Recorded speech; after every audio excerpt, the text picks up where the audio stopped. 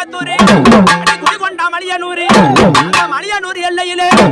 என் அங்காள ஈஸ்வரி இருப்பது உண்மனா நீ ஆங்கரித்து நீ எழுந்தா அவ அடுபலி கேட்பாளா கொக்கரித்து நீ எழுந்தா அவ கோழி பலி கேட்பாளா அந்த யமனோட வாசலிலே அவ எரும பலி கேட்பாளா